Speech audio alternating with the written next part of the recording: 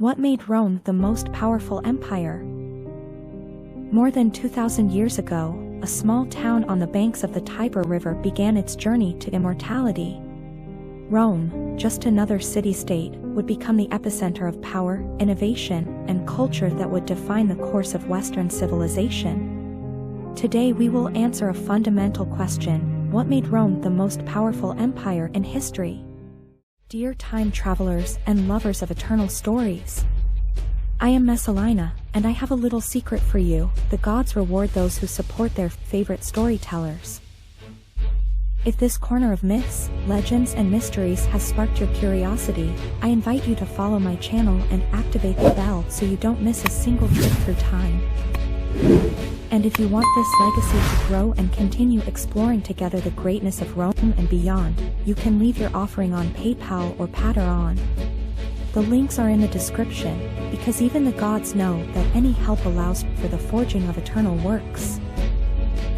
I promise you that if you do, the gods will bring you peace, prosperity, and perhaps a little touch of fate. Your gestures do not go unnoticed, and my gratitude will be as infinite as time itself. Rome did not emerge by chance. Its location on the Italian peninsula played a crucial role in its rise to power. Situated at a natural intersection between Europe, the Mediterranean and Africa, Rome controlled essential trade routes that linked cultures and peoples. The Tiber River not only provided water, but also a direct connection to the Mediterranean, facilitating trade and transport. Meanwhile, the city's hills provided a strategic defense against potential invaders. Furthermore, the fertile lands of the Latium region ensured food supplies, allowing Rome to grow in population and resources. Thus, from its beginnings, Rome seemed destined to become a fundamental center of the ancient world. Rome's military might was unmatched, and not by chance. Rome built a highly disciplined army, where each soldier was a cog in a perfectly meshed machine. The testudo formation, where soldiers formed a shield wall, is just one example of his tactical innovation. Furthermore, his legions were organized in a way that offered flexibility on the battlefield, something unusual for the time. Of course, the Roman army did not rely solely on strength.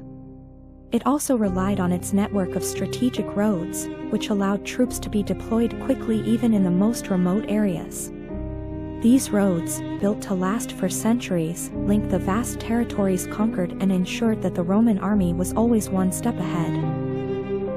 From the battles of the Punic Wars against Carthage to the conquest of Gaul under Julius Caesar, the Romans demonstrated a military prowess that no enemy could match for centuries. Rome didn't just conquer through war, it also built with a vision that transcended time. Its infrastructure was one of the key factors behind its success. The phrase, "all roads lead to Rome," is not a myth. The Roman road network, which stretched for some 400,000 kilometers, connected even the most distant points of the empire. These routes not only facilitated trade and military movement, but also promoted cultural and economic integration. The Roman aqueducts are another testament to their genius. These structures brought fresh water to millions of inhabitants, from the most majestic cities to the most modest settlements. They not only promoted health and well-being, but also demonstrated Rome's technical mastery of engineering.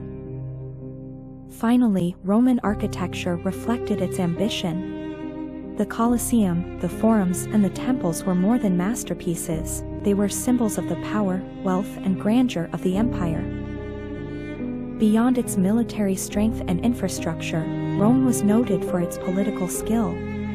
Beginning as a republic, Rome established a sophisticated system of government with magistrates, senators, and citizens participating in a balance of power.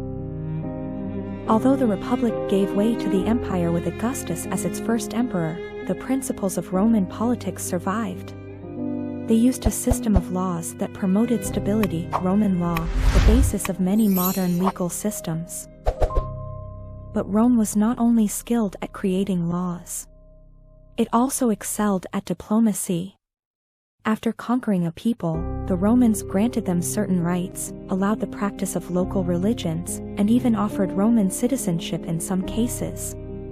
This pragmatic approach strengthened the cohesion of the empire. The empire would not have been possible without Rome's ability to integrate diverse cultures. Across its vast territories, dozens of languages, religions, and traditions coexisted. Rome promoted certain norms, such as the use of Latin, but did not attempt to erase local identities. This cultural integration also involved the absorption of influences. The Romans adopted elements of Greek, Egyptian, and Celtic cultures, enriching their art, philosophy, and religion. Temples dedicated to gods brought from distant lands are a testament to this interculturality. Once again, Rome stood out for its pragmatism. Diversity was not seen as an obstacle, but as a strength that could be harnessed for the benefit of the empire. However, Rome was not free from internal conflicts. The personal ambitions of its leaders marked decisive moments in its history. From the conquests of Julius Caesar to the reforms of Augustus and the religious transformations promoted by Constantine, the great men of Rome left a permanent mark. Some periods were particularly chaotic. Civil wars and factional clashes revealed how power could corrupt even the most solid system. And we cannot forget the resistance of conquered peoples, such as Boudicca's heroic struggle in Britain or the slave rebellion led by Spartacus. Each conflict, triumph, and defeat offered lessons that defined the Roman character: resilient, ambitious, and constantly evolving. No success is without its challenges, and Rome was no exception. Its vast size, which was initially its greatest strength, also became a weakness. Ruling an empire that stretched from Britain to Syria was a monumental task. External threats, such as barbarian invasions, and internal ones, such as corruption in the political system, began to erode its stability. Economic strains, the enormous cost of maintaining the military, and reliance on slavery also took their toll. Finally, the arrival of Germanic peoples, Huns and other tribes eventually led to the collapse of the western part of the empire in 476 AD. Although the great empire fell, its influence never disappeared. Its mark on law, the arts, engineering, and politics is still present in the modern world. Rome left us a clear message: greatness is built with vision, effort, and sacrifice, but it can also crumble under the weight of excess or lack of adaptation.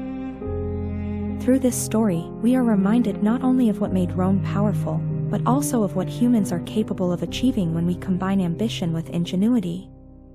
And although time has passed, the eternal spirit of Rome lives on.